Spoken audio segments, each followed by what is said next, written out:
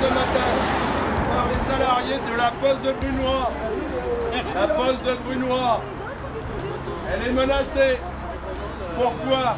Parce que, avec la complicité des maires de France et du maire de Brunoy, voilà, il a signé une convention avec la Poste pour que justement on transforme la Poste de Brunoy en agence postale communale.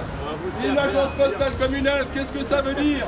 Ça veut dire pour vous, usagers, des salariés moins payés, des salariés moins couverts par un statut, des salariés qui seront moins formés pour vous offrir une prestation de qualité. La Poste de Brunoy est menacée.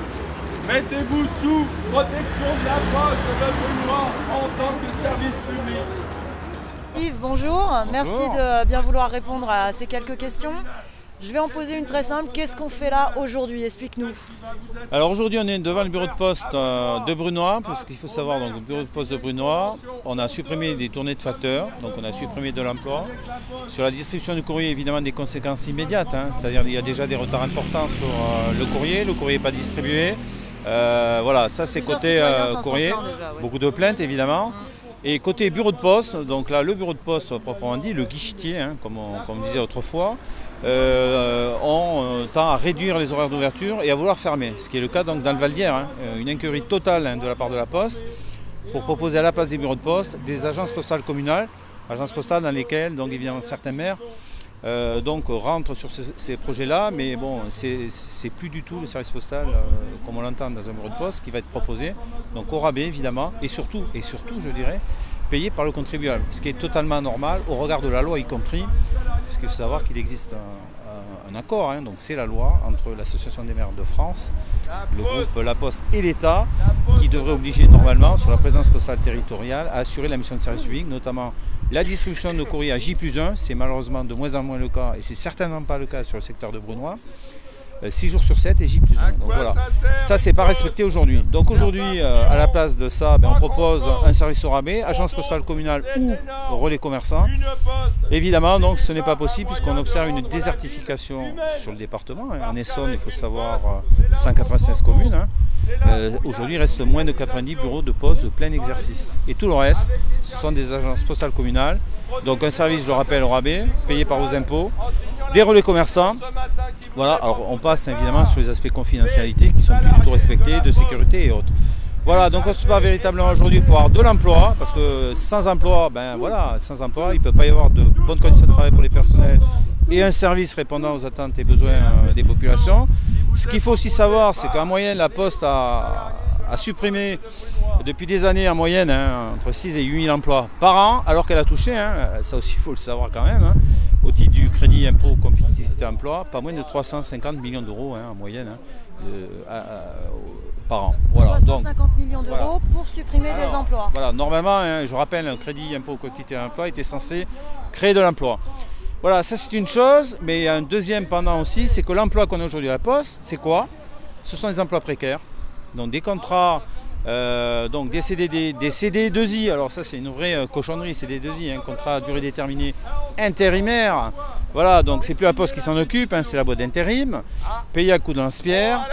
Voilà, il faut savoir aussi que nous, la CGT, on a attaqué la Poste avec une salariée récemment, et la Poste a été condamnée dans l'Essonne, il faut le savoir, parce qu'elle cumulait, donc une salariée qui cumulait 12 à 13 CDD d'affilée. Donc voilà, et on a voulu renouveler un CDD, elle a refusé évidemment, en lui faisant signer un contrat rétroactivement. Donc voilà. À partir de là, on a attaqué, la Poste a été condamnée à requalifier le contrat en CDD et en CDI. Et elle a été condamnée à verser, au titre de l'indemnisation du licenciement abusif, à la salariée. Voilà, ça il faut savoir, ce sont des pratiques aujourd'hui de la Poste. Elle est en dehors des clous. Et alors tu me disais tout à l'heure que parallèlement à ça, au moment où ces jeunes-là sont toujours remis en CDD de façon incroyable, ils veulent embaucher des seniors. Ah voilà, alors ça c'est la dernière opération que vient de lancer la Poste, c'est tout récent, donc ça date de quelques semaines à peine. Alors après avoir en interne lancé, en interne et vis-à-vis des populations, l'opération Veiller sur mes parents, là aussi c'est une belle vitrine, mais concrètement, voilà, je rappelle, il y a quand même des services, notamment des secteurs de la santé, qui sont censés assurer ces métiers-là, entre parenthèses, des métiers qui sont aussi touchés de la même façon par manque d'emploi. Aujourd'hui, elle lance, alors là c'est un peu une opération tarte à la crème, une de plus je dirais, sur l'embauche de seniors. Voilà, elle veut embaucher des seniors à partir de 57 ans. Alors là, on marche un peu sur la tête, puisqu'on est dans une société, aujourd'hui la Poste, grand groupe économique, qui fait, je rappelle, des bénéfices énormes, qui ne vont pas malheureusement ni dans l'intérêt des populations, ni dans l'intérêt de ses salariés. Elle va proposer à des salariés qu'elle embaucherait à partir de 57 ans pour venir travailler à la Poste. Voilà. Donc on marche totalement sur la tête. Il faut évidemment changer ce modèle-là et on se bat. Et c'est d'ailleurs l'objet de notre présence aujourd'hui devant ce bureau de poste pour aller au contact à la fois des gens pour donner des explications, évidemment, les informer pour qu'ils sachent réellement ce qui se passe. Parce que toutes les opérations de communication que lance la Poste aujourd'hui, c'est, je dirais, malheureusement, comme le fait le gouvernement. C'est des opérations de tarte à la crème et concrètement, ce sont des mensonges. Parce que de l'argent dans ce pays, il y en a, de l'argent à la Poste, il y en a. La Poste, je rappelle, a réalisé un bénéfice en moyenne. Aujourd'hui, on atteint le milliard. Voilà, milliard d'euros en termes de bénéfices nets avant impôt. Bon, voilà, qu'on arrête de mentir aux gens et qu'on réponde vraiment aux besoins des populations et qu'on arrête de pressurer les salariés de la Poste. Je rappelle, il y a une période de suicide. Malheureusement, c'est reparti de plus belle avec des conditions de travail de plus en plus difficiles. Voilà. Alors moi je voulais juste, j'ai encore deux questions à te poser. La première, j'ai souvenir petite du facteur qui passait à la maison et qui s'arrêtait, moi j'avais des grands-parents, ils connaissaient leur facteur, ils discutaient avec lui, etc. Donc veiller sur nos parents, entre guillemets, ça se faisait tout à fait naturellement, parce que le facteur avait le temps de faire sa tournée, parce que le facteur connaissait les gens chez qui il passait. Aujourd'hui, moi mon facteur je le connais pas, je suis brunoyenne, les retards de courrier j'en ai eu et je peux en parler, donc tu viens de nous expliquer pourquoi il y en avait. A priori, ce service-là d'humanité, de service public qui se faisait naturellement, en fait, ce que tu es en train de nous expliquer, c'est qu'on essaye de le privatiser et de le rendre impossible en cassant le service public à tous les étages, quoi. C'est ça l'idée. On est d'accord ? Là c'est résumé effectivement le modèle qu'on retrouve, je le disais, partout dans toutes les entreprises et malheureusement dans tout le secteur, où aujourd'hui ce modèle-là marchandise évidemment ce qu'on défend aujourd'hui, c'est-à-dire le service public, c'est-à-dire la réponse aux besoins et aux attentes des populations, que ce soit dans le cadre du courrier, puisque là on parle du courrier, ce qui était fait autrefois dans le cadre du service public, c'est-à-dire que ça faisait partie, y compris des obligations régaliennes de l'État, d'assurer ce service-là. Aujourd'hui, ce service-là, non seulement il n'est plus assuré, on reprend, entre parenthèses, le même service, mais on le fait payer. C'est-à-dire, et dans le même temps, évidemment, ce lien qui était celui qu'on avait dans le cadre de ce service public avec la population, ce lien disparaît.